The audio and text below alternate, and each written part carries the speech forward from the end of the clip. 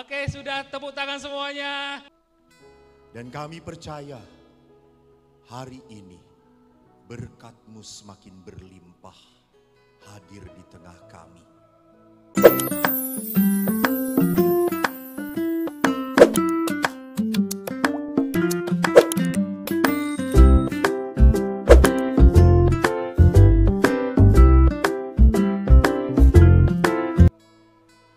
Maka nanti Bapa, kami akan mohon urapan-Mu untuk hidup perkawinan kami.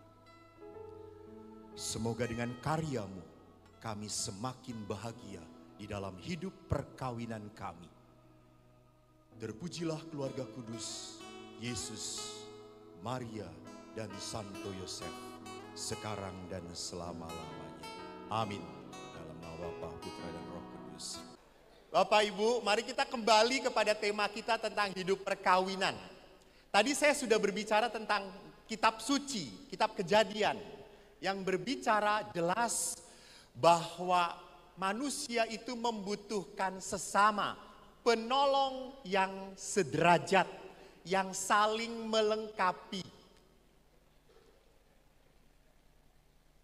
Sekarang saya akan berbicara tentang janji perkawinan. Bapak Ibu masih ingat janji perkawinan?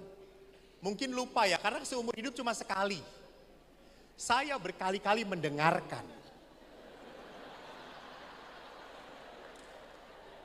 Saya sendiri belum pernah berjanji. Dan dalam janji perkawinan, seringkali saya melihat wajah-wajah yang penuh haru, saling menatap. Saya, Konstantius Eko Wahyu,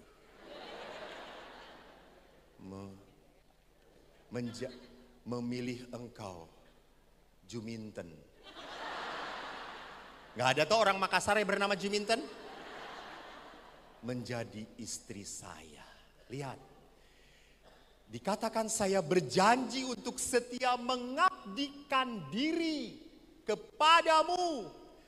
Di dalam untung dan malang, di waktu sehat dan sakit. Saya mau mengasihimu dan menghormati engkau sepanjang hidup saya. Apa enggak gagah itu? Apa enggak hebat? Janjinya mengerikan. Sekarang apa artinya? Anda waktu mungkin, saya suka tahu toh, kalau udah khotbah perkawinan saya tidak akan panjang-panjang. Nggak akan ngerti. Pasangan ini aja berpikir, kapan malam pertama? Kapan malam pertama gitu ya. Dia sudah tidak sabar lagi gitu ya. Jadi saya ngomong pun tidak akan pernah masuk ke telinga dia, dan apalagi ke hati dia. Pertama, mari kita lihat bahwa di dalam janji perkawinan tidak berubah. Dalam nama Yesus. Berubah. Saya memilih engkau. Saya memilih titik-titik engkau menjadi istri saya. Lihat di sana. Oh mati. Hah? Sudah on. Ada. Ada tindakan kesadaran. Jadi saya sadar memilih. Jadi bapak memilih ibu tidak dalam keadaan mabuk. Kecuali mabuk cinta. Saya sadar dan bebas dan mau. Saya mau banget. Dan ingat, ini ngomong di depan orang. Kalau bahasa kerennya dia mengatakan, ini punya gue. Lu gak boleh nyentuh. Lu itu N. Ini bahasa perkawinan prokemnya gitu ya. Kalau preman kawin kayak gitu ya. Jadi saya mau mengatakan bahwa ini milik saya. Dan saya tidak ragu dan tidak malu mengatakan di depan umum, dia pasangan saya. Saya yang sudah milih. Tapi setelah perkawinan, berapa banyak suami dan istri suka malu melihat memperkenalkan pasangannya. Kalau lihat bapak-bapak, Pak mana ibu? Tuh di pojok, tuh. Yang mana Pak? Tuh yang paling gendut, tuh.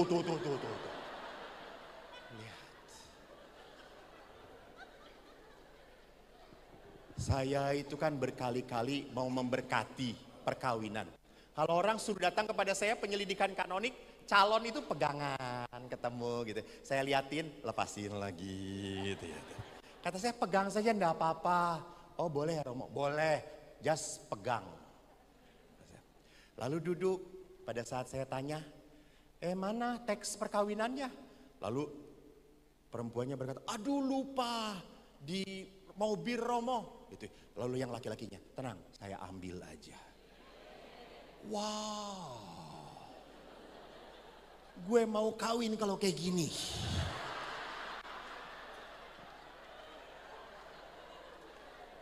Setelah mereka pergi, saya didatangin pasangan suami istri yang mau perayaan 25 tahun perkawinan. Beda banget saudara-saudara. Bapaknya keluar mau beli jegling. Ibunya di belakang, Pak, tar dulu, Pak.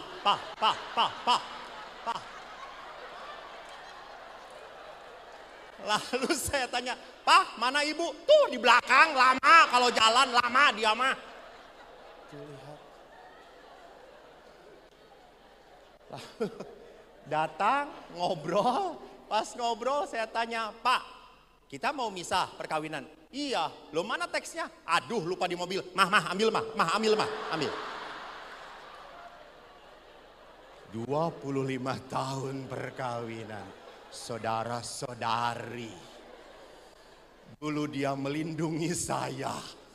Sekarang dia memerintah saya. Jadi dalam janji perkawinan jelas sekali dikatakan bahwa saya yang mau. Walaupun emaknya cuma ngomong, nggak cocok, udah jangan sama dia. Ih, mah nggak tahu, dia baik banget. Itu lihat, kalau udah jatuh cinta itu buta segala-galanya. Anda ingat lagunya toh? Mungkin Bapak Ibu yang seusia dengan saya, ada sebuah lagu. Jatuh cinta, berjuta rasanya, dibelai, ditendang, amboi rasanya.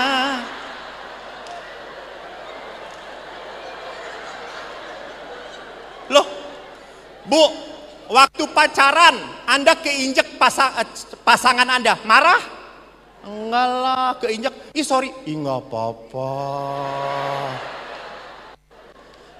Pada saat keinjek kau, hatiku makin berdebar-debar.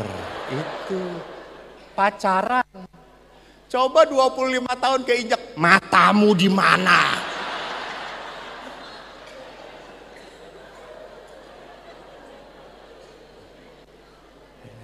Saya, kalau tidak ada retret, saya itu datang ke satu tempat di Dago, di Bandung itu, tempat orang pacaran. Saya senang melihat orang berpacaran. Kenapa? Karena waktu pacaran laki-laki itu ngomongnya edan, kayak pujangga. Dan wanita bego banget. Mau aja dibohongin gitu ya.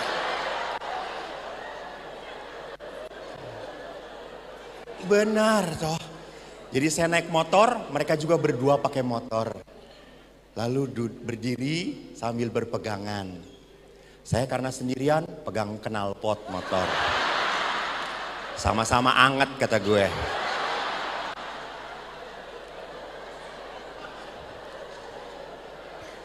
Lalu yang perempuannya, kan kalau orang Sunda itu ngomong laki-laki AA. Kalau perempuan,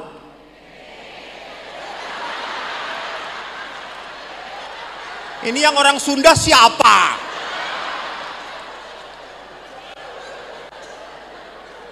Bukan tete. Teteh. Pakai H. Ya Romo Samuel, jelas.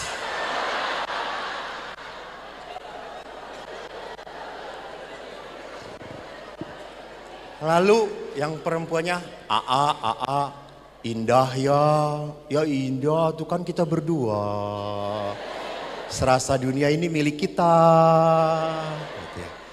AA, lihat di atas banyak sekali bintangnya. Iya teteh, banyak banget ya.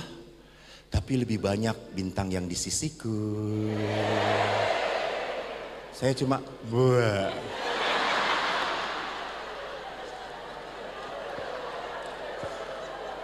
Lalu yang perempuan, kan malam tuh, kan dingin sekali di sini ya. Teteh kedinginan, iya ini pakai jaket, gitu ya.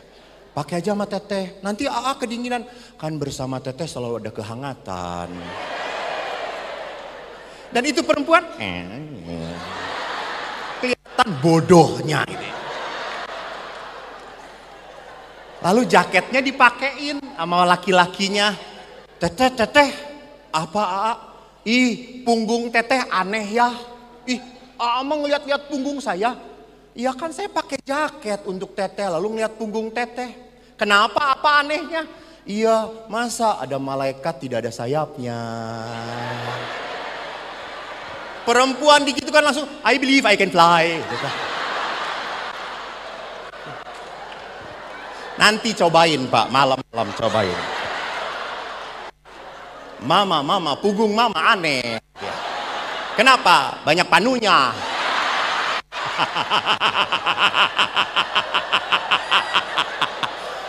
Malam tidur di luar.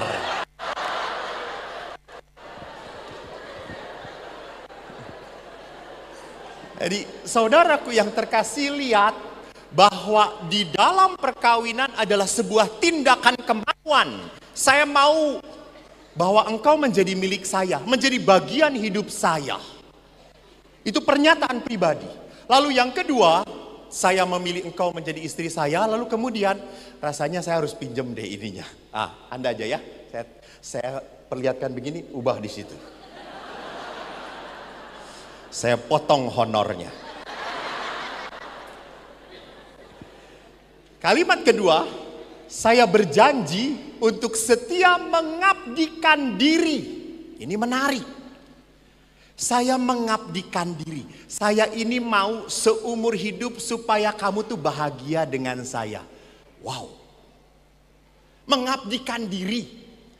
Artinya apa? Gereja minta bahwa perkawinan itu bukan berdasarkan perasaan. Karena perasaan itu bisa up and down. Cinta berdasarkan perasaan bisa naik 100%, bisa turun jadi 20%. Betul atau tidak?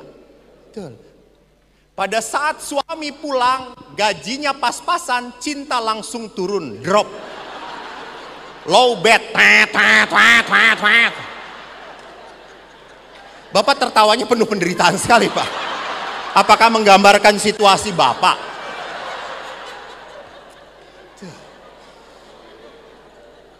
Tapi kalau suami pulang membawa bonus banyak, itu cintanya langsung 100%. Naik full.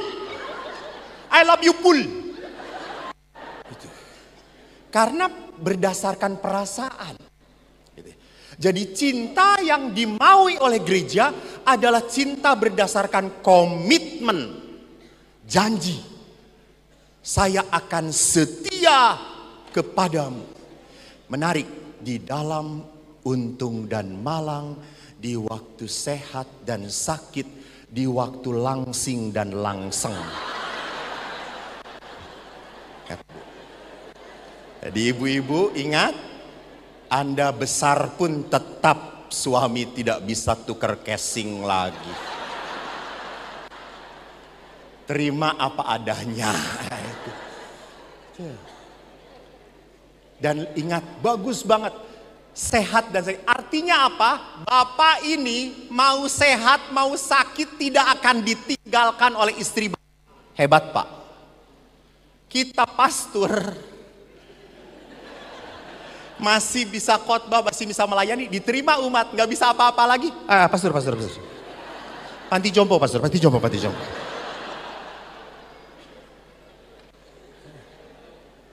Anda sehat dan sakit diterima oleh pasangan Anda. Ada yang ngurus. Saya sering cerita pengalaman ini. Saya di Bandung sering diajak umat untuk makan. Pastor makan yuk, pastor makan. Saya kan puhau toh kalau menolak toh gitu ya. Masa rezeki ditolak gitu ya. Ayo pastor makan. Yuk. Dan mereka tahu saya itu paling suka sate kambing. Hobi banget. Kalau Anda ke Bandung, minta diantar oleh saya, tapi Anda yang bayar ya, ingat. Saya pastor. Uang saku pas-pasan. Saya hafal semua sate, enak.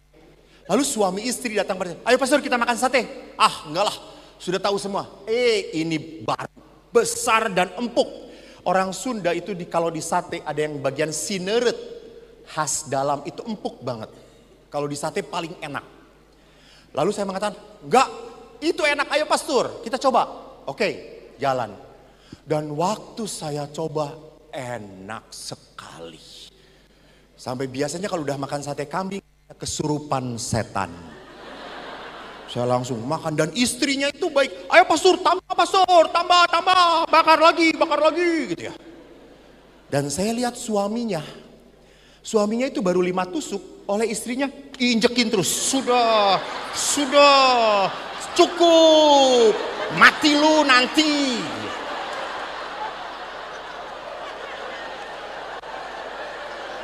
Jadi habis 5 tusuk tuh dia cuma bitingnya gini.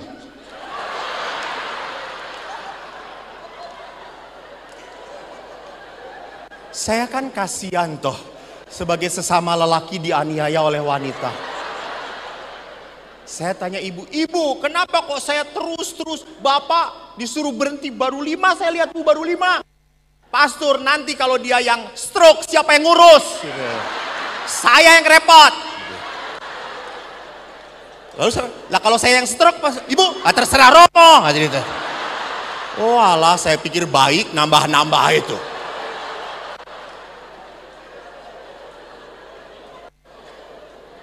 Akhirnya saya ngomong cukup sudah. Saya berkata cukup setelah 25 tusuk.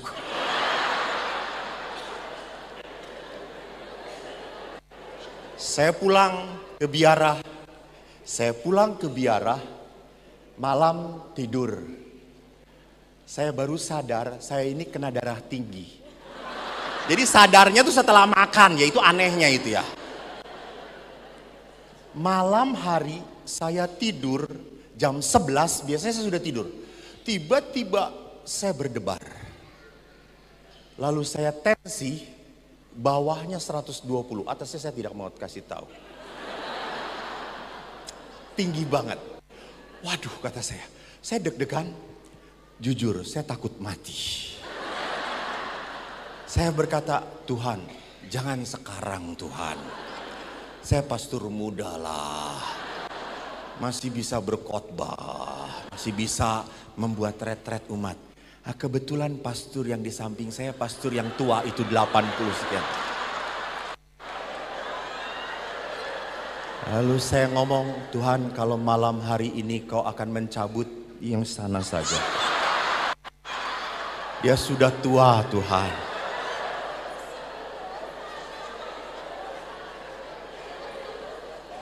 Setelah doa seperti itu, saya tenang saudara-saudara. Dan saya bisa tidur begitu lelap. Jam 5 saya dengar beker, kring. Bangun, masih bangun, sehat. Lalu saya berpikir, jangan-jangan tetangga gue gitu ya. Lalu saya langsung lari ke Romo itu. Pastor. Tidak ada suara, saya tendang. Pastor gitu. Ya, masih hidup. Masih, kata dia itu. Oh ya syukur, kata saya itu. Lalu pas makan pagi, dia tanya, Eko, kenapa kamu pagi-pagi sudah tendang-tendang tanya-tanya masih hidup atau tidak? Lalu saya ceritalah gitu ya. Oh dia kamu kurang ajar ya katanya. Lalu akhirnya dia kalau lewat kamar saya selalu doa begini terus. Dan saya ada di luar, di luar kata saya itu.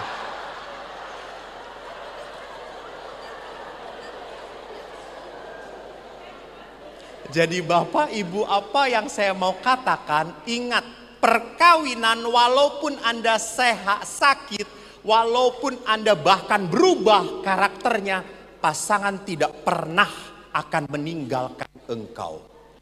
Walaupun bisnis Anda hancur, pasangan tetap bersama engkau. Itu janji perkawinan. Yang berikutnya, saya mau mengasihi dan menghormati engkau sepanjang hidup saya. Ini gak perlu pakai ini lagi, Pak.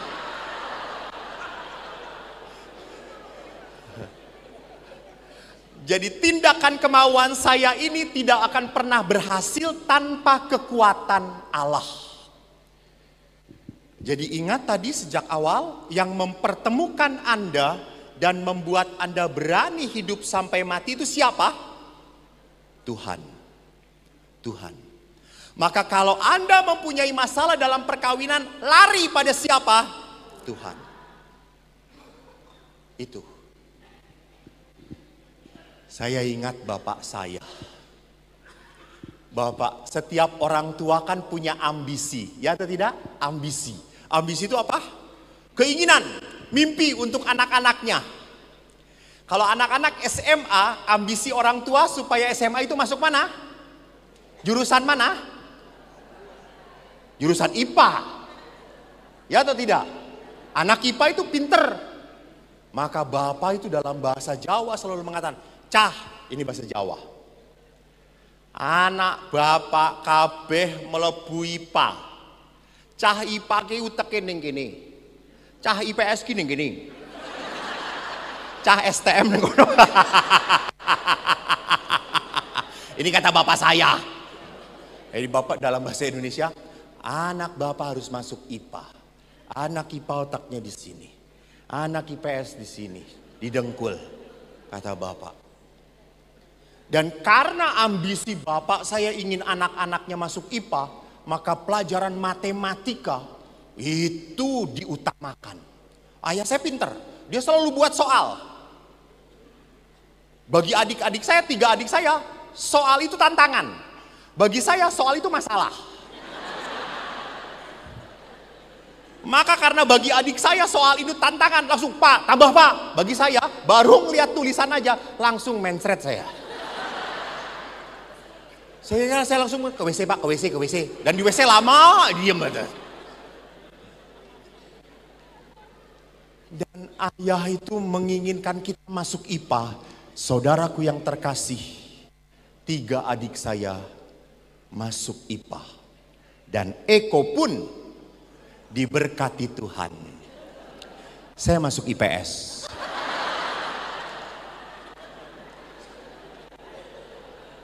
Lalu saya menulis surat pada ayah waktu di seminari. Ayah, saya masuk IPS. Dan ayah tidak pernah membalas. Dan saya sangat percaya otak saya didengkul. Kenapa? Karena kalau saya tidak bisa apa-apa, saya berlutut dan berdoa kepada Tuhan.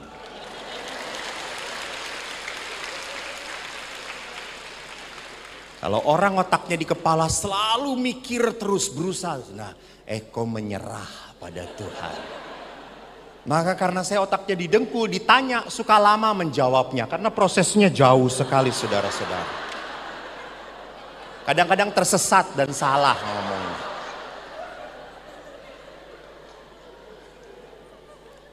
Saya tidak pernah menyesal dilahirkan sebagai anak bodoh. Enggak. Saya bahkan bahagia. Kenapa bahagia? Saya itu karena bodoh. Khotbah itu mudah dimengerti.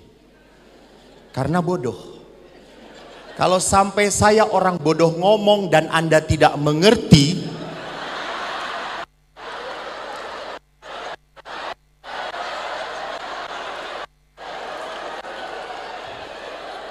you know, saya di sini, Anda di telapak kaki itu tadi.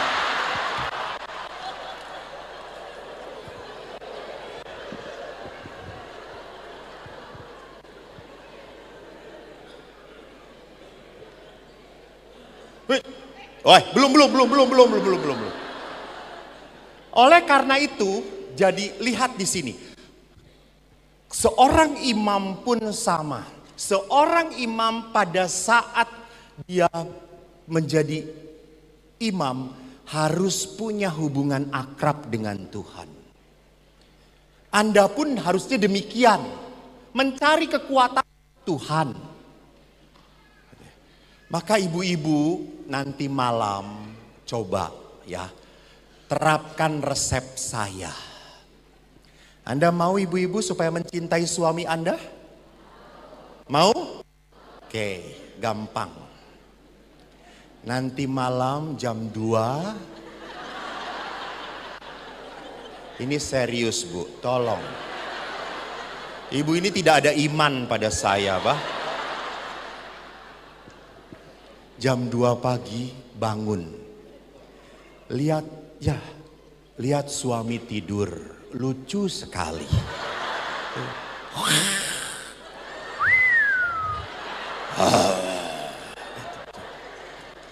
Anda sejengkel apapun ngelihat suami seperti itu, luluh hati Anda, toh? Betul. Anda langsung ngomong, Pak, gue racun mati loh.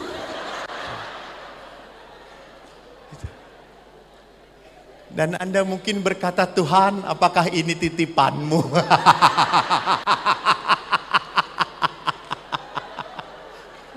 Anda bisa berkata, Pak, dulu saya tergila-gila sama kamu, sekarang kamu gilani gitu ya.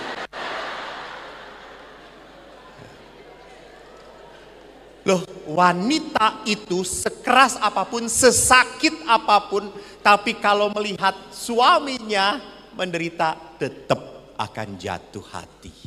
Tetap. Itu wanita.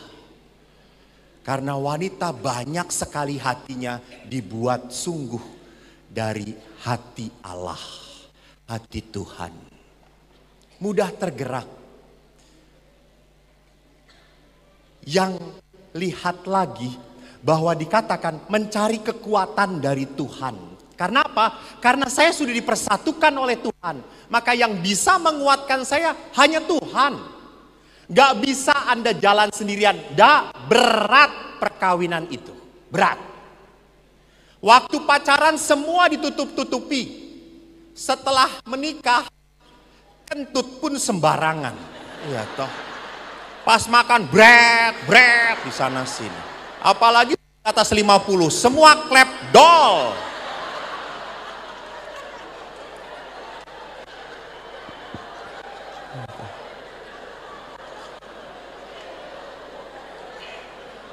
Sudah tidak ada lagi rasa malu gitu ya dengan istri itu.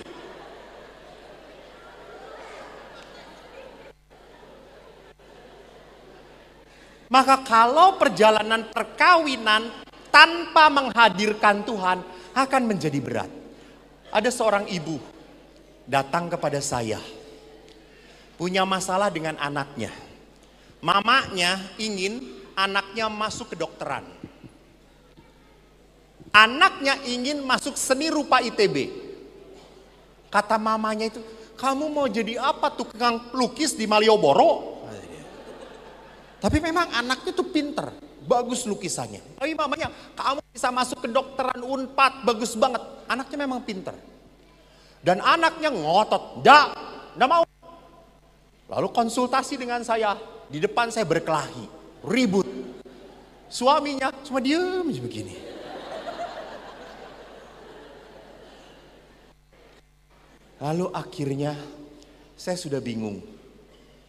Terus saya mengatakan, Pak, Bu, Nak, yuk kita berdoa. Saya bawa mereka ke Sakramen Maha Kudus.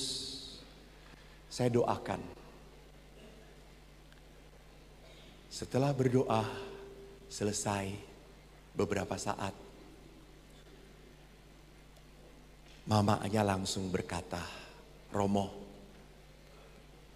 saya mengerti anak saya. Saya tetap ingin anak saya masuk kedokteran.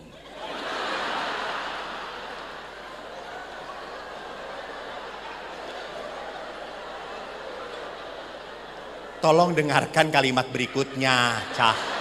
Ya Tuhan. Saya mengerti keinginan anak saya, Saya tetap ingin anak saya masuk kedokteran. Tapi saya menghargai pilihan anak saya.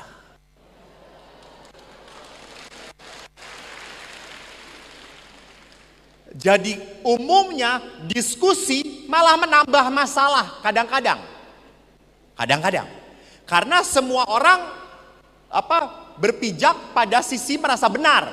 Contoh saja yang gampang. Nah, ini dia.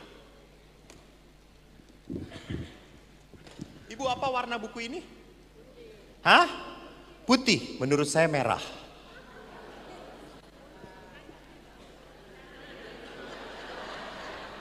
Ya atau tidak? Ibu salah? Saya salah? Kita bisa berkelahi. Karena ibu melihat dari sisi ibu dan saya melihat dari sisi saya. Maka seringkali diskusi satu sama lain malah berantem. Doa membuat lunak hati orang. Doa menghadirkan kuasa Allah. Saya pernah mau keluar waktu seminari. Karena saya mengeluh, Pak, gak mau jadi pastor lagi. Bapak kan langsung ngomong, kenapa le? Nggak kawin, Pak.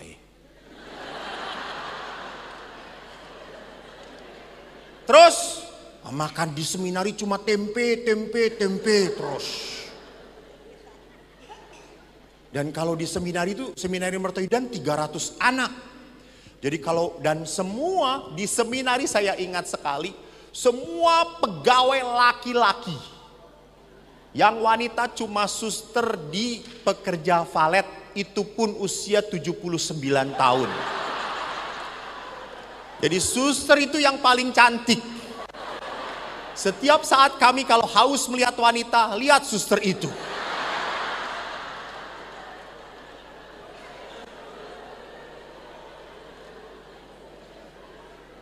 Lalu yang masak itu karena laki semua, kangkung itu main masak. Lalu dia mengaduk seperti ini. Itu keringat masuk sekalian. Saya mengatakan makan udah gak enak, tidur hanya dikasih papan dengan tikar. Saya enggak mau jadi pastor. Lalu bapak saya hanya mengatakan dalam bahasa Indonesia, nah yang mau jadi promo itu kamu. Kamu udah enggak tertarik, kamu pulang, kamu tetap anak saya. Saya pulang, tapi barang saya belum saya ambil, diberi kesempatan. Saya pulang, tiba-tiba pagi sekitar jam 1 saya kok ingin kencing. Semua sudah tidur. Saya lari ke kamar mandi, kencing. Pas kembali kan waktu mau kencing kan begitu terburu-buru karena menahan. Pas sudah kencing kan lebih tenang jalannya.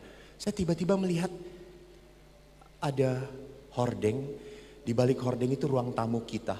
Kok lihat ada api kecil dan ada orang yang mendengung berbunyi seperti berdoa. Saya intip, saya lihat ayah saya. Rupanya ayah saya walaupun keras, ayah saya punya devosi kepada Bunda Maria. Beliau sedang berlutut di depan patung Bunda Maria dan lilin. Dan saya masih ingat doanya. Ya Tuhan, kalau Engkau menghendaki anak saya menjadi imam, pakailah. Kalau Engkau tidak berkenan, biarkan dia tetap bisa melayanimu. Anda tahu, besoknya saya ngomong kepada ayah, ayah, saya tetap mau jadi imam. Karena saya percaya, saya punya ayah yang mendoakan saya.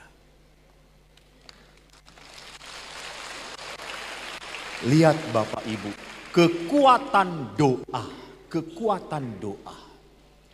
Jadi Bapak Paus Benediktus pun mengatakan perkawinan harus senantiasa mencari kekuatan dalam perayaan Ekaristi dan dalam perayaan rekonsiliasi, pengampunan, mengampuni. Ya, hadir. Oh.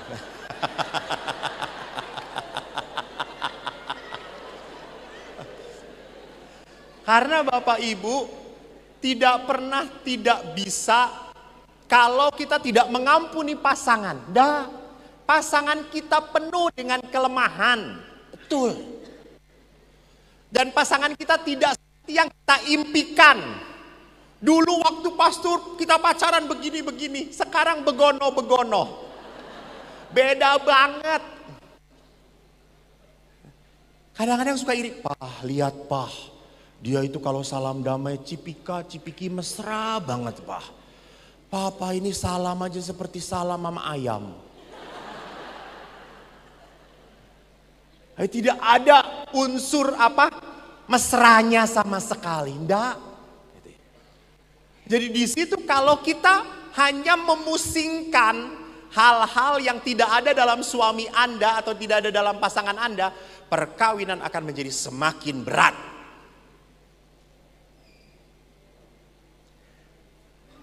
Berikutnya. Berikut lagi. Apa akibat perkawinan? Sebentar, saya harus cek. Ini nggak ada orang yang memberikan ini tayangan. Akibat perkawinan pertama, yang kedua, itu mundur, maju. Oke. Akibat perkawinan yang pertama adalah ikatan perkawinan bersifat tetap. Sah, ikatan itu berlangsung sampai salah satu pasangan dipanggil Tuhan. Jadi Bapak Ibu kalau pasangan mau cerai, saya gampang. Pastor saya mau cerai, saya kasih pisau, silakan. Anda harus mati dulu baru cerai. Silakan, istri yang menusuk atau suami yang menusuk, silakan. Karena kan hanya kematian yang memisahkan, betul atau tidak? Saya gampang, ini nih pisaunya. Pastor tidak mau jadi saksi kematian gitu ya. Hanya kematian yang bisa memisahkan. Tidak bisa apapun. Dan yang kedua, perkawinan itu eksklusif. Artinya apa? Satu pria dan satu wanita. Jadi tolong ibu-ibu, kalau Anda sudah menikah dengan suami, jagalah hubungan dengan teman laki-laki yang lain. Juga suami. Karena suami-suami sekarang senangnya apa? Reuni. Anda tahu di reuni toh, cinta lama bersemi, cinta lama belum kelar. Bisa nyambung lagi. Hati-hati. Jadi hargai perasaan istri Anda, hargai. Juga sama, karena apa? Eksklusif itu artinya apa? Saya tahu sumber kebahagiaan saya adalah pasangan saya, titik. Bahkan hobi pun jangan pernah menghilangkan cinta Anda dengan istri Anda, dengan pasangan Anda. Anda suka motor, dielus motor terus. Istri tidak pernah dielus. Maka lihat jadinya seperti apa. Bakpao.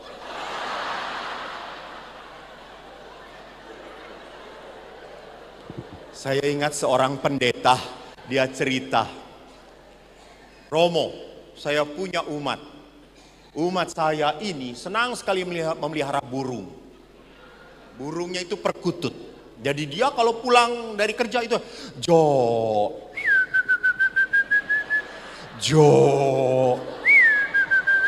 apik Jo. Pagi bangun pagi pakai sarung, Jo. Sampai suara sarungnya melorot itu, Jo. Istrinya ndak pernah disapa sedikit pun.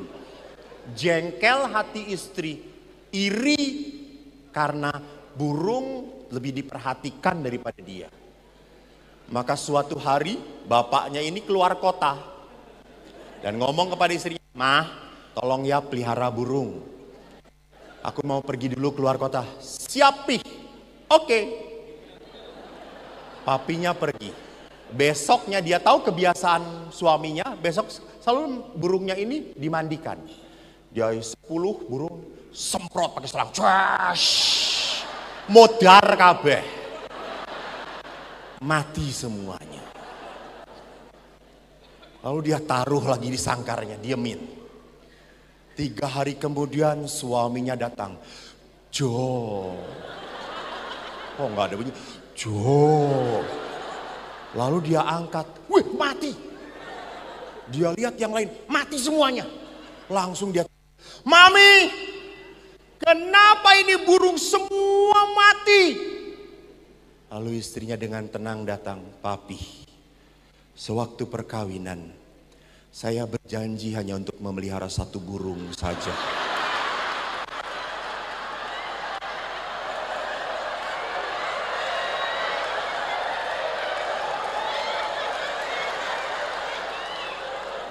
Maka daripada 1 burung yang pelihara itu burung yang harusnya saya pelihara ini mati, lebih baik saya matikan yang 10 itu.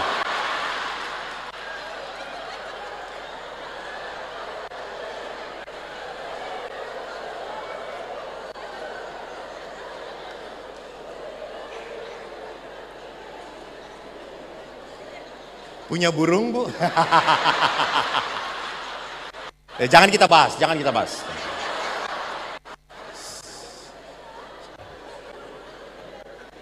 Jadi lihat, eksklusif. Perhatian itu hanya pada pasangan Anda. Akibat yang kedua, ini menarik. Bahwa perkawinan itu menghadirkan sakramen. Sakramen itu adalah tanda dan jalan Tuhan memberkati Anda. Jadi kalau Anda mau diberkati, setialah dengan hidup perkawinan. Susahnya kalau relasi suami istri tidak rukun, masalah kecil pun akan hancur. Tapi kalau relasi suami istri ini kuat, masalah sebesar apapun tetap tahan.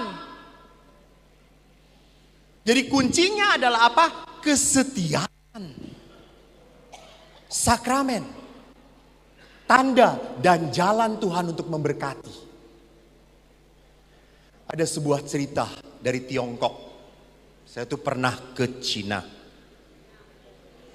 Ke Tianmensan. Beijing, diajak umat gratis, malah dikasih uang saku. Romo Samuel belum pernah? Ya, itu bedanya antara pastor Jawa dengan Makassar. Pindahlah. Langsung besok akan ada yang mengajak. Ngajak jalan-jalan di Taman Karebosi. Lalu sebuah cerita Cina ini, orang Cina kan percaya sekali dengan dewa-dewa. Dia akan memelihara dewa dengan bentuk patungnya itu. Lalu ada 3 dewa mau masuk rumah. Lalu si mamanya ini langsung ngomong, "Ha, dewa. Masuk. Lalu 3 dewa ini, maaf, kami tidak bisa datang masuk tiga-tiganya. Oh, kenapa? Karena ini dewa kekayaan, ini dewa kesehatan, dan ini dewa cinta kasih. Kamu hanya boleh memanggil 1 saja. Lalu pusing si ibu ini. Waduh. Terus karena dewa ini melihat si ibu ini pusing, dia mengatakan, bicara dulu dengan suami kamu. Lalu dia bicara dengan suaminya. Pak, ada 3 dewa. Oh, dewa apa saja? Dewa kekayaan, dewa kesehatan, dan dewa kasih. Suruh masuk 3-tiganya. Kita punya 3 dewa itu, kita sejahtera. Tidak bisa, Pak. Hanya satu dewa saja. Kalau karena suaminya ini tukang dagang, dia langsung, dewa kekayaan nih, panggil dewa kekayaan. Nanti kita kaya raya. Kita kaya raya, punya mobil dan pesawat. Tapi kalau kita piansui, kita lumpuh, diem aja di kursi. Itu uang kaya itu hanya untuk beli tisu. Cih, gitu dah.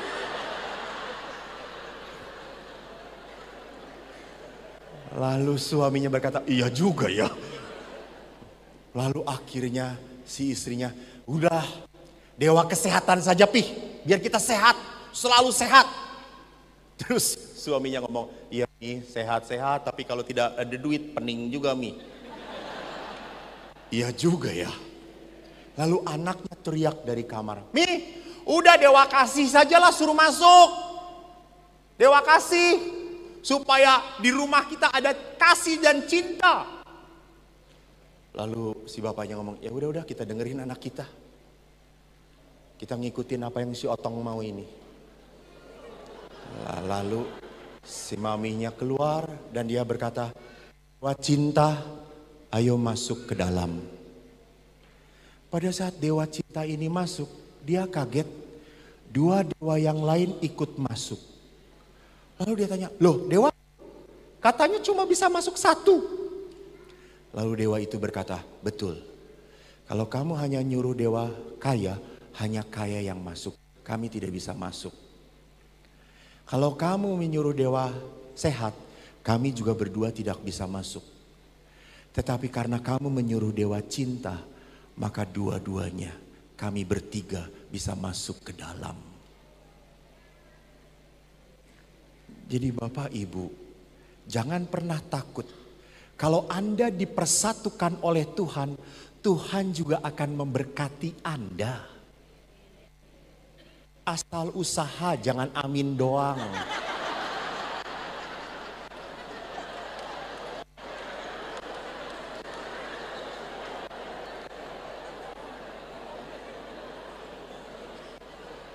Coba usahanya dengan iman. Saya itu pernah, saya jujur, kalau Sulu memberkati tempat usaha, pas tolong berkatin toko baru saya tanya, Pak, Bapak yakin gak toko ini akan membawa keuntungan? Ya gimana nanti Romo, saya gak akan berkatin. Gak mau, tidak punya kepercayaan. Ngapain buka usaha kalau gak percaya? Tapi kalau Bapak ini mengatakan, Romo dalam nama Tuhan dan bersama Tuhan pasti berkat akan mengalir dalam rumah saya berkati.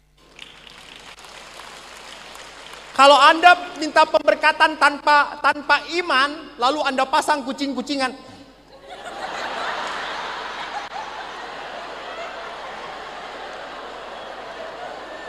Tetap nggak akan ada kangtanya, gitu ya. Nggak ada untungnya. Sekalian aja foto Romo Samuel.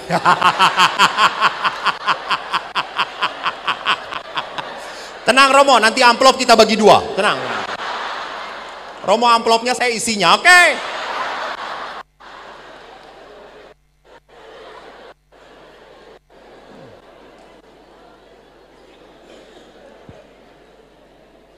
Jadi perhatikan, jangan pernah takut. Setelah menikah berkat tidak ditutup oleh Tuhan, tidak dibuka lebar-lebar. Tuhan memberikan kasih kepada Anda. Saya pun sama, jadi pastor bahagia sekali. Umat itu memberi, semua ini pemberian umat saudara-saudara. Hanya celana dalam yang beli saya sendirian itu. Ancimnya sudah meninggal, gak pernah dikasih lagi. Ibu mau gantikan, saya beritahu nanti. Tapi jauh dikirimnya, jauh, jangan. Saya wakili Samuel saja Bu ya.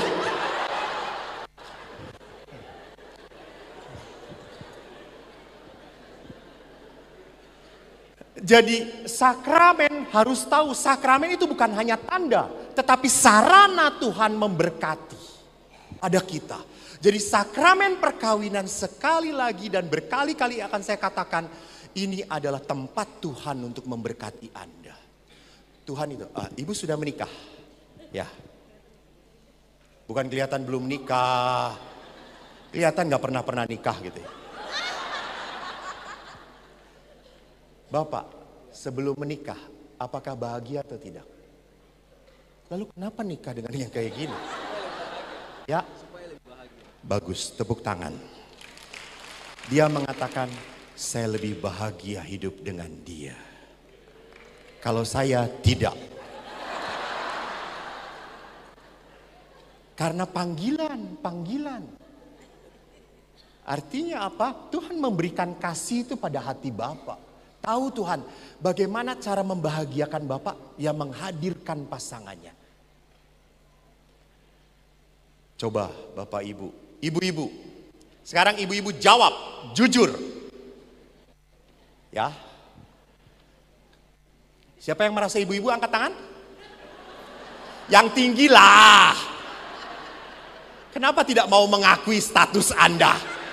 Siapa yang sudah menikah dan pernah menikah? Nah gitu dong, turunkan.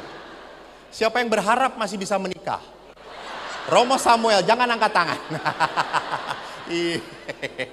Kita senasib, Romo. Ibu-ibu saya tanya. Bu, jujur ya, jujur. Ngomong spontan langsung, seperti apa yang dipikirkan? Lebih berat mana, Bu?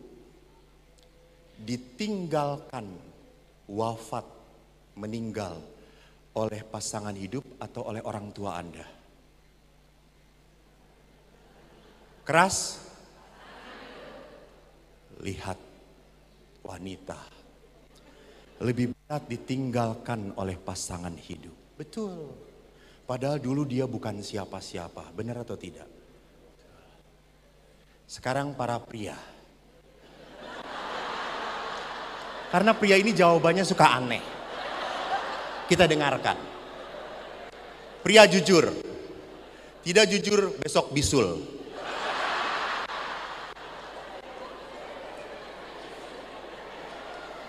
Mana pria yang sudah menikah? Angkat tangan. Cukup banyak. Di sini ibu-ibu semua. Bapak belum menikah? Atas. Angkat tangan dong Pak. Oh. Baik. Bapak, saya tanya, mana lebih berat? Ditinggalkan meninggal oleh istri pertama apa kedua?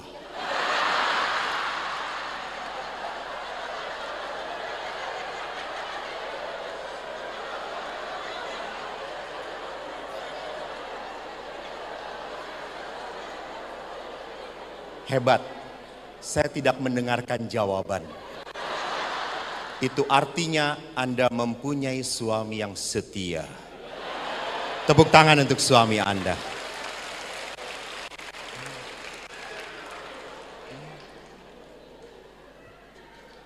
Cobalah kalau sharing, coba sharing sekarang suami istri.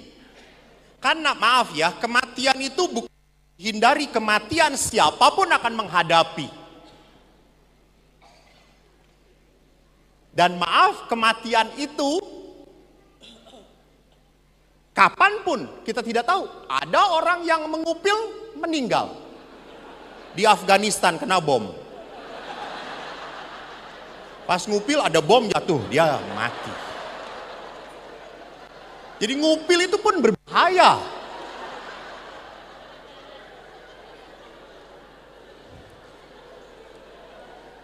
Ini nggak pernah baca berita ya.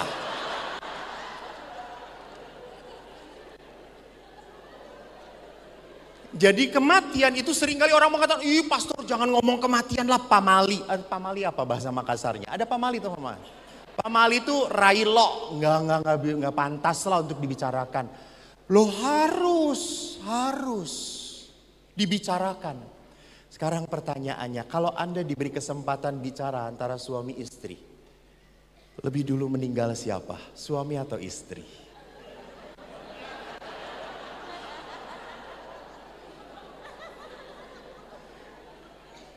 Kalau istri akan berkata apa? Ini pasangannya tuh? Bukan. Aku malu mengingat pasangan ini. Kalau ibu-ibu biasanya akan ngomong apa? Suami duluan yang mati. 15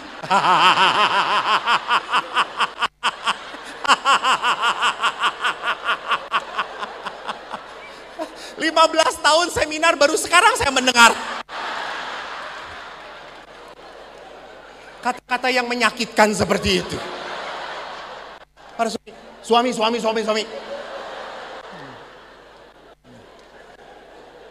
Kalau saya di Jawa itu umumnya para wanita berkata, ih saya dulu saja pastor, saya nggak tahan ditinggalkan suami. Gitu. Kalau para suami, ya istri nggak apa-apa duluan, nggak apa-apa.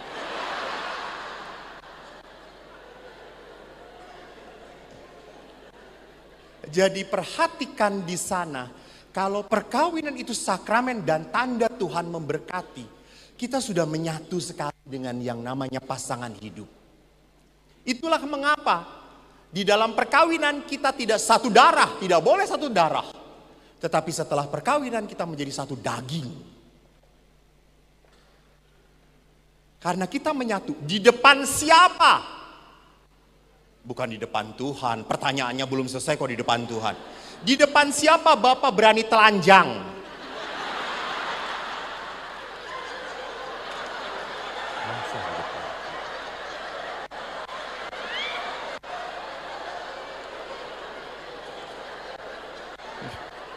Maksudnya di depan Tuhan.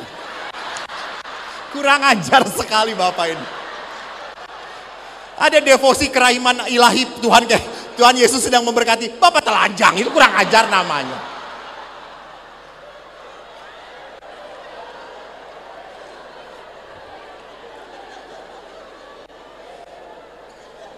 Loh, suami atau istri tidak pernah akan malu telanjang di depan siapa? Pasangannya. Dalam kitab suci tadi dikatakan, suami istri itu Hawa dan Adam telanjang, tetapi mereka tidak malu, tidak malu. Betul, tidak malu. Walaupun setelah lama perkawinan, dulu waktu awal berdua masih terang-terangan, gitu ya. Tapi selama-lama setelah perkawinan makin lama, makin redup, makin redup, makin redup.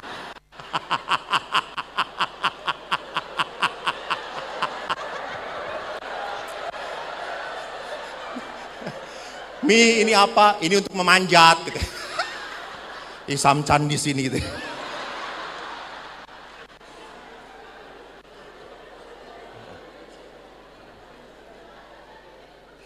Next. Oke. Suami sebagai kepala keluarga tidak harus ditafsirkan bahwa suami sebagai penentu segala-galanya. Ya. Suami mungkin berkata, Pastor, suami ini kepala keluarga. Betul Pak, tapi jangan lupa istri leher keluarga. Ya, kepala nggak akan nengok kalau leher nggak nengok.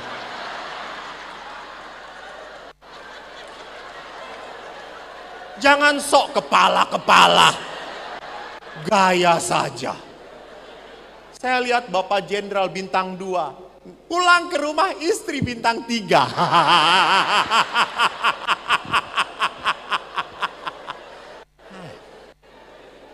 Saya ini di Bandung bergaul dengan orang-orang Harley. Saya senang naik motor. Lalu kalau orang-orang Harley kan kebanyakan ditato tuh. Saya selalu berziarah dengan mereka ke Gua Maria. Lalu orang Harley ini ditato, tatonya harimau. Tapi dia kalau mau pergi keluar lalu izin kepada mamanya, "Ma, aku mau pergi." "Sudah, cukup, gak perlu pergi." Itu harimau jadi kucing nih.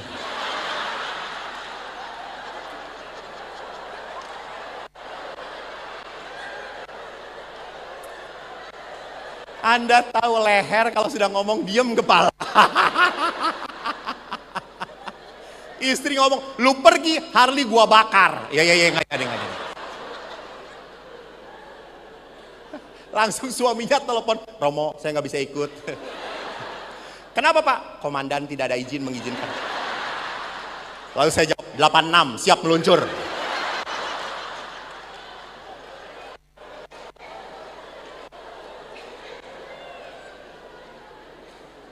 Next. Akibat perkawinan terakhir adalah apa? Bahwa kita harus mendidik anak. Saya akan berbicara tentang pendidikan anak besok di paroki. Saya tidak akan banyak berbicara di sini tentang pendidikan anak. Maka sekarang saya akan berbicara next. Nah, tantangan di era digital. Apa sih, penerama? Kita berhadapan dengan generasi Z. Ada generasi-generasi baby boomer, generasi X, generasi Y, generasi Z. Generasi itu didasarkan pada tahun kelahiran. Jadi baby boomer ini muncul pada saat perang, zaman setelah perang. Itu kan orang menjadi kawin semuanya, beranak semuanya. Jadi anak banyak artinya banyak anak berarti banyak masalah. Generasi Z adalah anak-anak yang dilahirkan pada tahun 95 sampai dengan 2010. Ingat, di dalam generasi Z ada beberapa poin yang ingin saya katakan. Generasi Z sering disebut sebagai e-gen atau generasi net, generasi internet. Generasi yang banyak berkomunikasi dalam dunia maya. Saya kalau lihat anak-anak, saya sering kali ke tempat internet, ke warnet. Saya kalau masuk warnet, selalu ditanya, Pak mau ngapain? Lalu saya jawab, cari anak, kata saya itu. Karena kan wajah saya kan seperti wajah tentara gitu ya. Lalu mereka pikir saya sibuk gitu. Lalu lihat, kalau sudah lihat anak-anak sedang main game, wah langsung. Kalau udah levelnya bagus, mereka seperti jagoan. Lalu kadang-kadang saya ngetes, anak ini jagoan. Main gamenya hebat, sampai jalan begini. Lalu saya blok gitu. Lalu dia ngomong, maaf Pak, lu jagoan di dunia maya, di dunia nyata cupu lu. Artinya anak-anak sekarang begitu hebat di dunia maya, tetapi di kenyataan mudah putus asa, mudah patah semangat. Lihat anak sekarang, disuruh ini nggak bisa mah, susah mah. Lalu mamanya juga tidak sabaran. Sini kayak gini aja nggak bisa. Lalu anaknya pintar, terusin mah. Iya toh. Dan mama itu kan selalu nyuruh anaknya belajar. Ucok, belajar. Dan anak langsung jawab, tidak ada PR. Lalu mamanya ngomong, ucok, belajar. Besok enggak ada ulangan. Tapi namanya mama kan tidak pernah putus asa. Ucok. Dan anak dengan tenang, besok libur. Modar enggak? Anak selalu bisa menjawab. Maka lihat, generasi Z adalah generasi yang hebat di komunikasi dunia maya. Generasi yang mahir dan tergila-gila dengan teknologi. Senang komunikasi dan berekspresi lewat medsos. Mereka bukan orang yang asosial, bukan sosial, tetapi lewat media sosial. Mereka berhubungan dengan orang lain, berhubungan. Bahkan ada anak-anak, saudara-saudara SD kelas 3 tanya kepada saya, Romo punya Facebook enggak? Terus saya enggak punya, kampungan. Asem ini anak. Kalau anak gua udah gua salib bersama Yesus kata saya.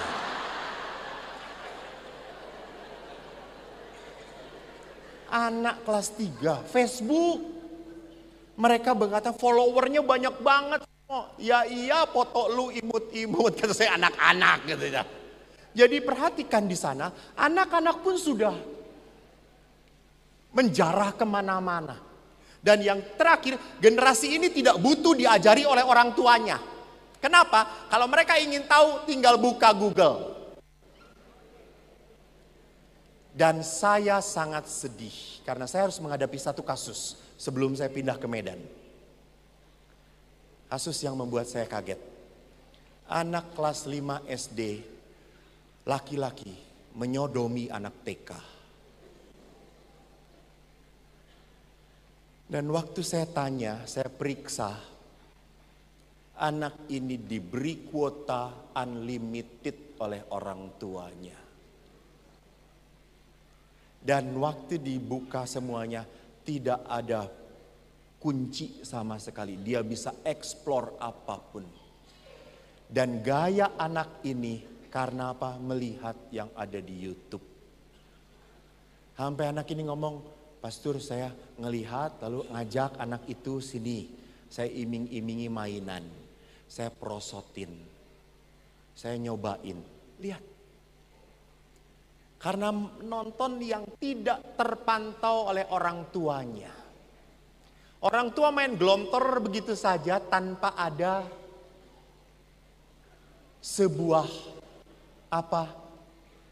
perhatian, sebuah rambu-rambu. Anak-anak tidak bisa kalau tidak dikasih rambu-rambu. Saya tidak akan kebablasan. Terus, mana? Generasi ini senang melakukan berapa aktivitas dalam waktu bersamaan. Lihat, anak-anak sekarang tuh senangnya multitasking. Lihat saja kalau belajar. Nggak mungkin nggak pakai headphone, nggak dinyalakan musik. Pasti belajar juga.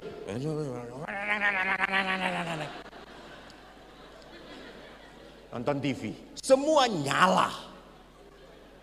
Itu anak sekarang. Saya kalau lihat anak belajar itu setengah jam, halaman 5 aja terus dari tadi. Multitasking semua dilakukan. Maka orang tua pun karena apa? Ngobrol pun sama nih. Pak pergi enggak? Enggak. Kemana? Enggak tahu. Di mana? Dengan siapa? Enggak tahu. Udah. Karena semua dilakukan bersama-sama. Itu gaya anak Gen Z.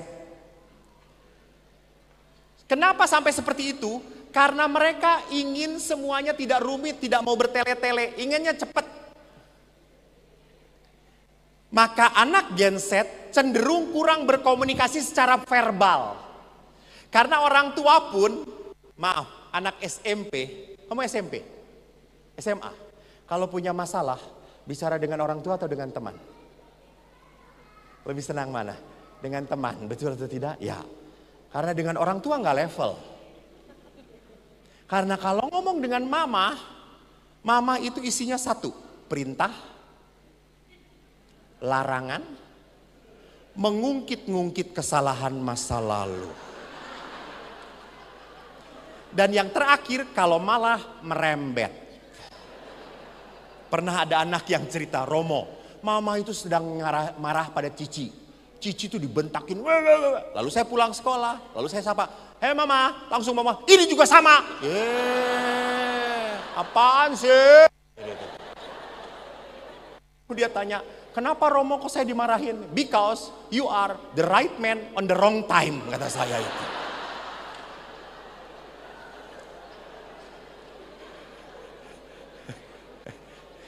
Jadi saya suka ngomong kepada anak-anak, kalau mama kamu marah, lu hindari. Dan yang kedua, kalau mama marah, deketin mama. Wah, nanti disikat. Enggak, berdoalah salam Maria. Jadi marah, wah. Salam Maria penuh rahmat Tuhan serta.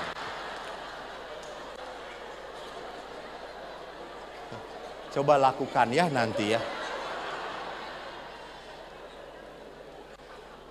Anak Gen Z akan bingung kalau lowbat dan tidak ada sinyal. Ibu-ibu juga sama toh.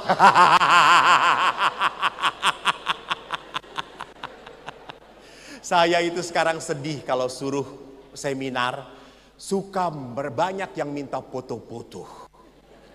Dan kalau ibu foto-foto itu main desek-desek saja gitu. Semua disentuhkan pada saya.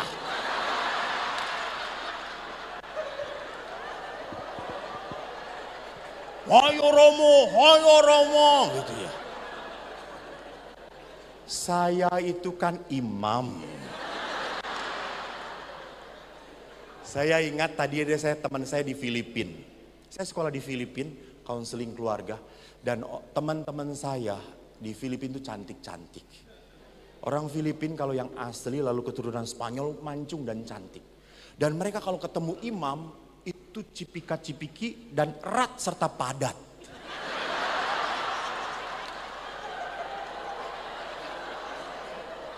Tidak seperti orang Indonesia setengah hati. Mereka, "Hi father, how are you?" Saya sejak kecil, oleh ayah, maaf ya Pak, jarang sekali dibeginikan, jarang. Sehingga saya itu memang dengan sentuhan agak mengambil jarak. Tapi waktu di Filipina, orang, "Hi Father," saya awalnya enggan. Lama-lama ketagihan.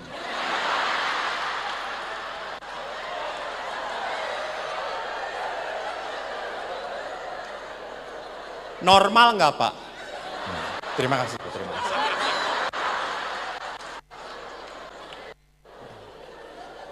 Cantik-cantik. Kalau dengan emak-emak ya saya mundur dikit. Lalu saya berpikir, saya mau jadi pastor. Saya ingin bertahan jadi pastor. Enggak. Doa saya adalah, Tuhan jauhkanlah aku dari cobaan. Sebab aku bisa masuk sendirian. Maka saya setiap ketemu teman saya selalu berkata, no. Just shake my hand, that's enough. "Oh Father, why? We are in Christ." In Christ lu, kata gue teh. Lu tenang, gue balik pening tau.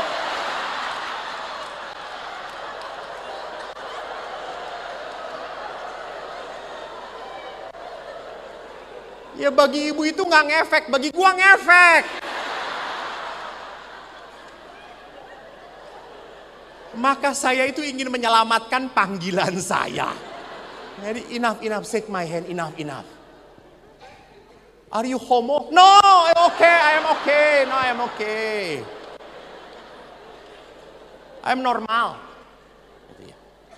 Jadi perhatikan di sini bahwa di dalam hubungan dengan genset jarang sekali hubungan verbal bicara. Apalagi duduk bareng dengan orang tuanya, enggak bisa. Maka sekarang sebagai penutup, saya ingin memperlihatkan satu hal saja. Tolong. Saya terlalu banyak lewat sih.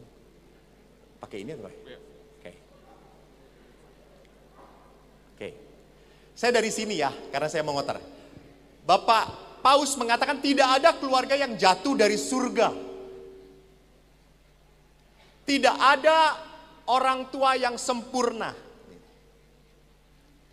Tidak ada ayah yang sempurna, anak yang sempurna.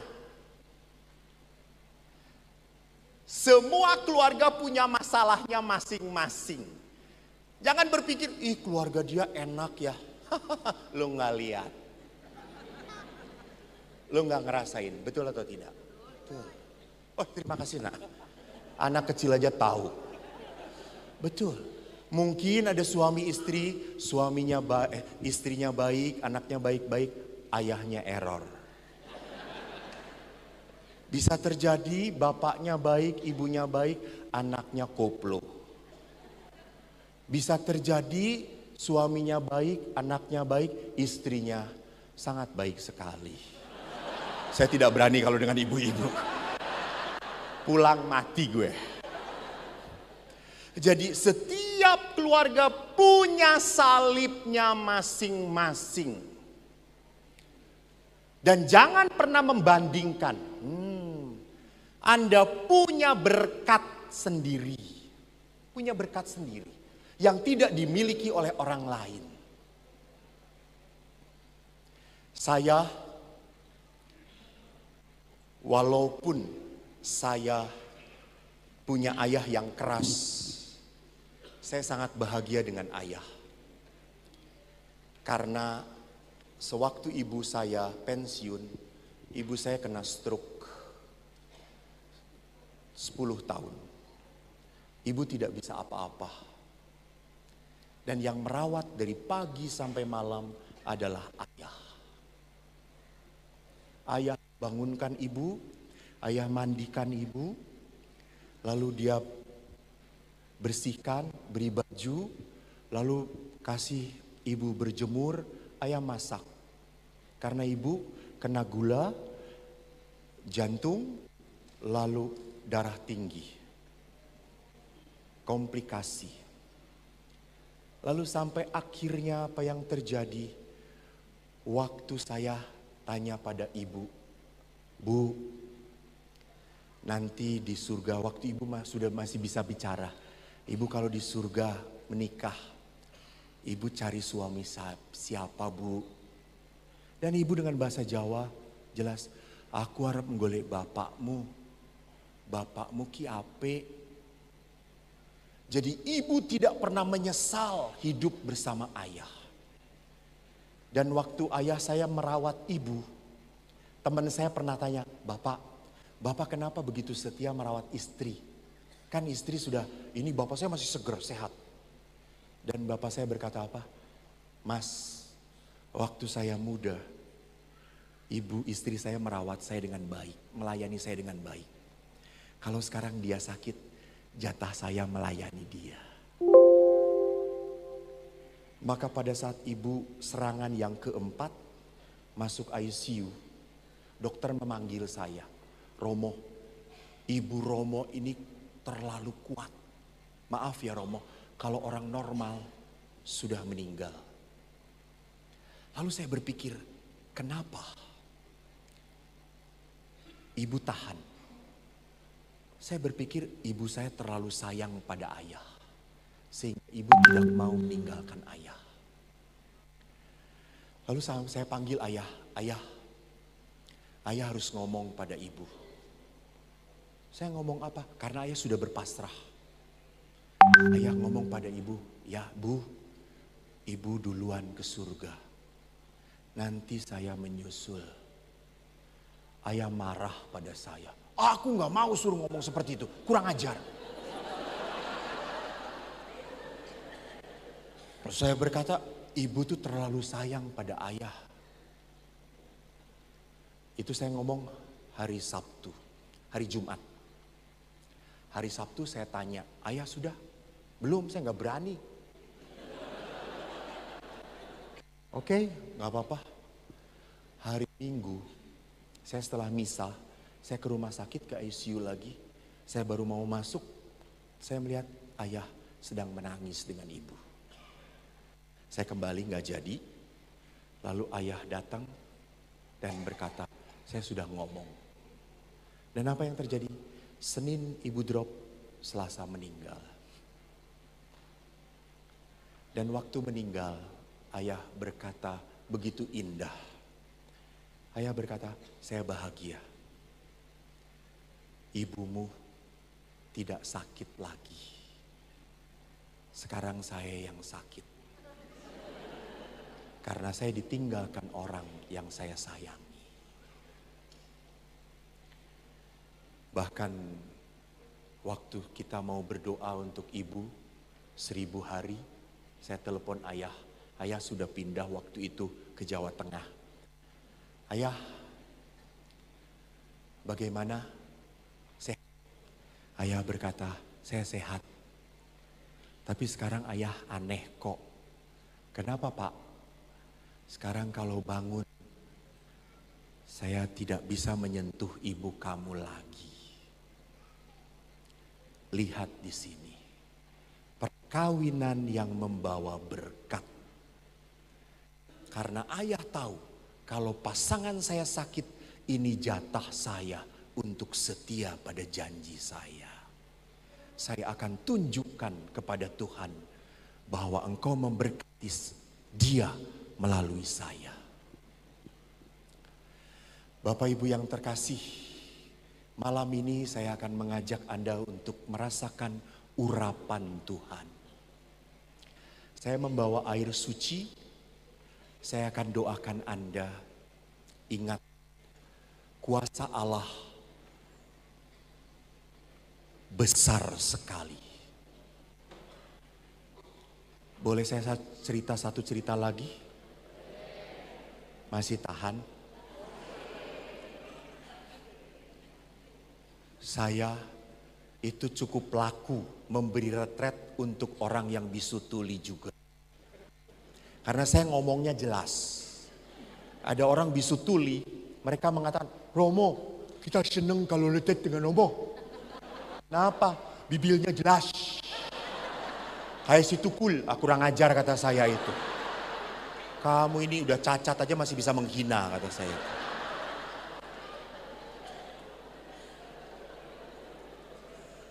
Jadi awalnya saya memberi retret mereka ada penterjemah. Tapi yang kedua ketiga mereka sudah tidak butuh penterjemah. Saya harus di depan karena mereka membaca bibir saya. Lalu suatu saat mereka minta kepada saya, Romo, kita mau jalan. Apaan? Yalah, oh ziarah. Ya, mana? Hayoi. Oh, Kaliori. Oke, di Jawa Tengah itu ada tempat ziarah namanya Kaliori. Oke, hayoi Oma. Oke, siap, saya antar. Tapi saya harus berangkat dari Jakarta. Saya di Bandung, berangkat di Jakarta. Tiba-tiba hari H, saya sakit kepala saya. Waduh, pening sekali. Saya sudah minum Sumagesik, sudah minum Panadol, masih sakit. Lalu saya datang, mereka sudah senang. Gitu ya. Mereka kalau menyambut tangannya begini, tepuk tangan. Gitu. Kalau gini kan gak dengar mereka juga gitu. Toh. Ada saya itu.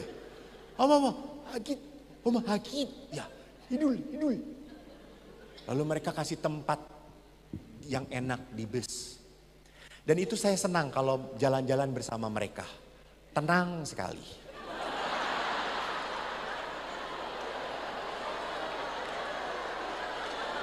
Emangnya saya salah?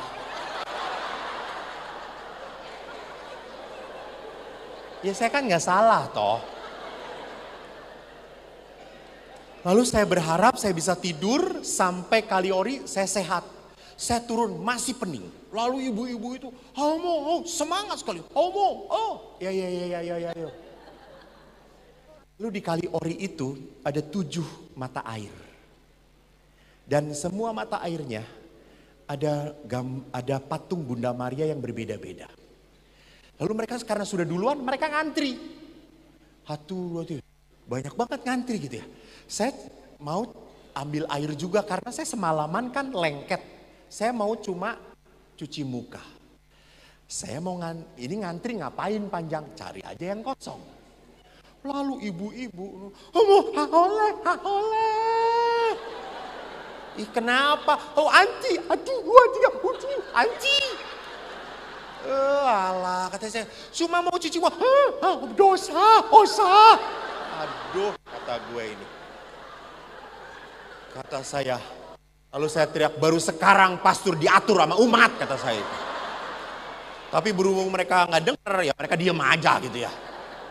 Lalu saya ngantri.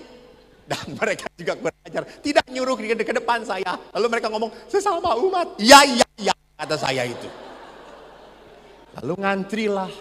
Ambil air. Mereka berdoa. Saya ambil air. Kedua, saya masih ngantri. Ketiga kan kesel lama-lama saya. Udahlah kata saya itu. Selesai. Lalu ibu ini, ulang. Huju. Cukup saya cuma mau oleh. Sah. Alah kata saya itu. Akhirnya saya ngantri saudara-saudara sampai 7. Selesai itu kita berdoa, saya misa. Setelah misa saya doa pribadi, mereka masih berdoa. Lalu si ibu tadi dekat dengan saya. Makasih.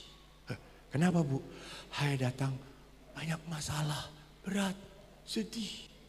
Saya ambil air, saya doa, sukacita, terbebas Romo. Terima kasih.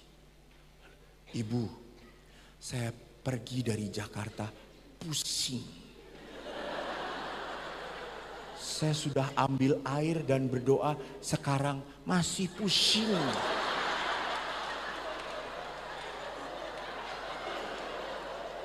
Lalu ibu itu berkata, Romo kurang iman. Aduh.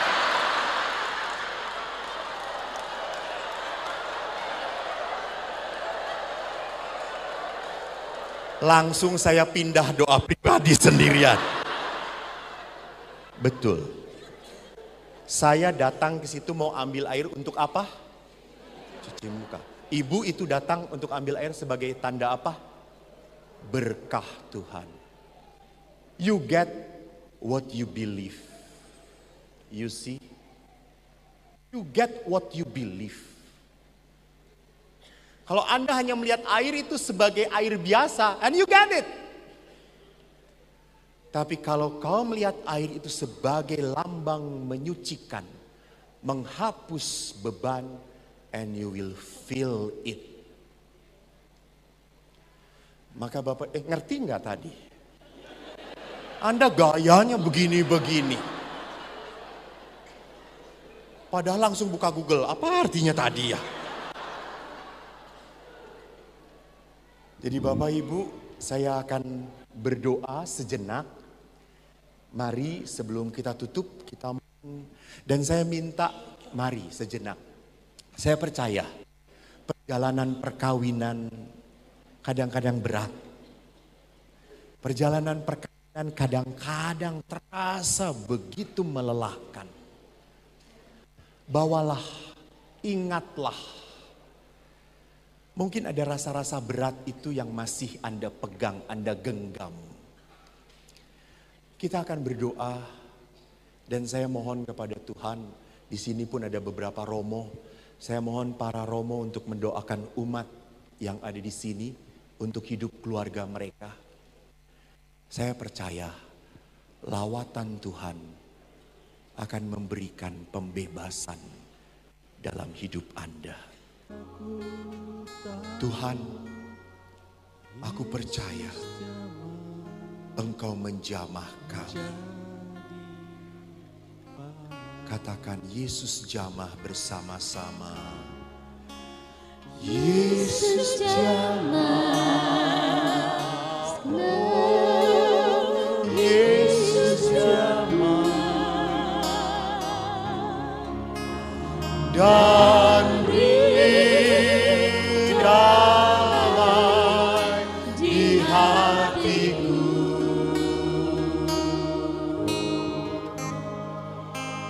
Semua telah berubah dan aku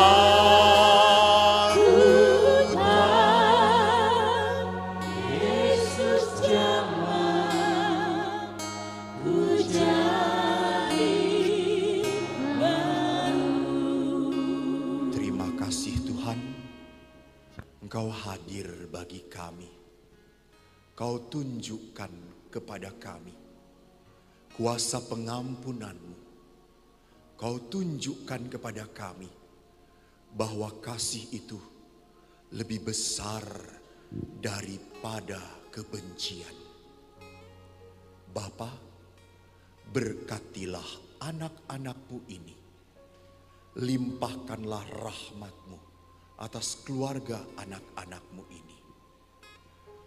Tuhan bersamamu. Saudara sekalian, keluarga Anda, anak-anak Anda, usaha Anda, dibimbing, diberkati oleh Allah yang Maha Kuasa, Bapa dan Putra dan Roh Kudus.